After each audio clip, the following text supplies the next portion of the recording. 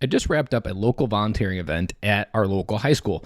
Now, this was essentially asking seniors who graduate, and this was an actual core requirement that you just didn't do if you wanted feedback. It is a requirement to present to a group of volunteers, including your homeroom advisor, your career plan. This includes who you are, what you've done, what your accomplishments are, what you have learned, the pros and cons of different jobs you've had, how much understanding of what you want to do when you grow up. And I gotta say, it was one of the most rewarding things that I've done in a long time. Because essentially, here's what I want you to think about. However old you are, have you ever figured out what you want to be when you grow up? Do you still struggle? I mean, there's 50-year-olds that would still say they don't know what they want to be when they grow up. Here was an opportunity when kids were right at the age of 18. They have what they consider a plan, and they present it, and the people in the community who've lived life however this unfolded present and give feedback, give inspiration, help reframe things that maybe you're struggling. And it was a moment for all the knowledge of things that I've learned over the years and trials and tribulations I've been through to give it back. Because here's what this doesn't always align with our normal thinking. What's the point of knowing different things if you're not passing it on? You could be the best leader in the history of business, but a good leader is always making more. A good leader is always teaching others how they got where they're supposed to be. And this is something that I feel like our culture and community has lost over the years because we think and accumulate knowledge like we think and accumulate wealth. We hold on to it and we don't always pass it on because we think maybe a scarcity mindset that there's not enough opportunity, that if everybody became a millionaire, that we'd run out of money. Money is infinite. Money, and the government proves it over and over that they can just print it when they want. So this opportunity to hear each person present their plan, present some feedback, present some inspiration maybe on something that I've learned and sharing it, passing it on. I have no idea where those moments are going to go. But today I spent 4 hours invested that maybe would have been better spent in my business, but I'm positive that it wouldn't have been. I'm positive that by going into the community, by sitting next to a pastor from a local church and having a conversation with him, getting inspired about what other people are doing in the community to do some of the same things that I'm doing and to do it from different angles, I would have never been able to have that conversation with the man sitting next to me had I been sitting at my desk. It speaks to the conversations and podcast episodes that I've been posting here about how to invite life into your life, that you got to go out there and get it. You got to go out there and be in it.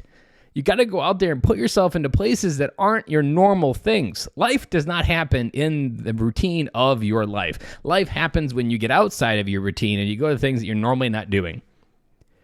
I often say this for kids. That part as a parent, your objective is to get kids outside of their life, because the more you get outside your life, the more you figure out how to fit into your life. And today, these students presented a plan that was in some cases narrow, in some cases really wide.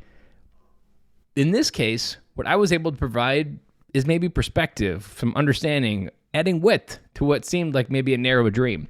There were a few cases that the irony of these people sitting across from us at this table was just, it didn't escape me. The very first one right out of the gate was joining the Marine Corps. I was like, boom, I know exactly what you're getting ready to go to.